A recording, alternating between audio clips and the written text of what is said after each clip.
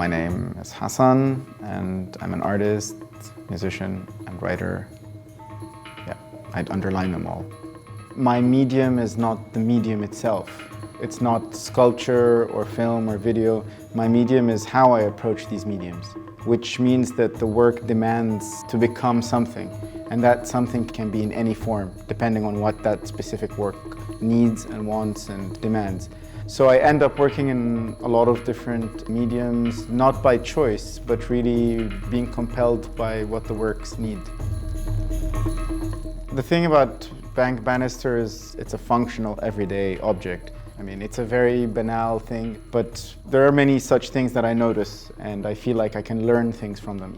Little details tell you something about how the world functions. It's very clear why a bank would use something that has that kind of color, etc., to promote certain ideas, but that is actually not my priority or my top interest. That is just the first layer. What I'm interested in is something underneath that. The institution that is housed in these bricks and cement and steel, there's also a whole system addressing an audience, the public, the people walking down the street. And without us even thinking about it, we're able to understand that message. So I'm not interested in that message per se, I'm interested in that ability. How an object can have a presence and how it can communicate, how it can become legible, and how is it possible for us to be able to read and decode and understand that presence. It's not about lifting it out of one place and putting it somewhere else. So this thing exists in the world, but I'm reproducing it. My interest was in upending its own logic, and therefore it is suspended, it's irrational. The twist is a detail from a railing of a balcony. I didn't reproduce it, I just reproduced its very logic.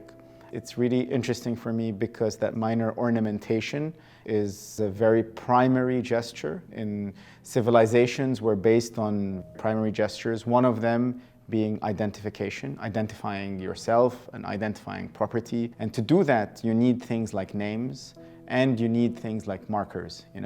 Value is produced by ornament, in a sense. And so the twist plays around with primary gesture.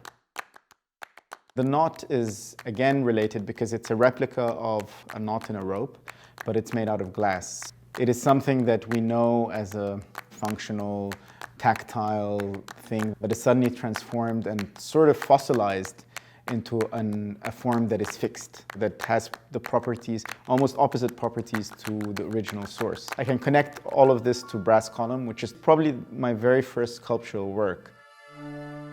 A column is an architectural form, but my interest in it was really, again, this issue of value and accumulation and making a mark that produces this value because of the kind of material. The fact that it's 70-something rings that are stacked on top of each other, it is the act of having a unit and accumulating a certain amount of material value. It has a weight, but if it's just a solid piece, you would miss the act of numbering, the act of measuring. All these are primary gestures. I think that in a strange way, this older piece sort of foreshadows these later works.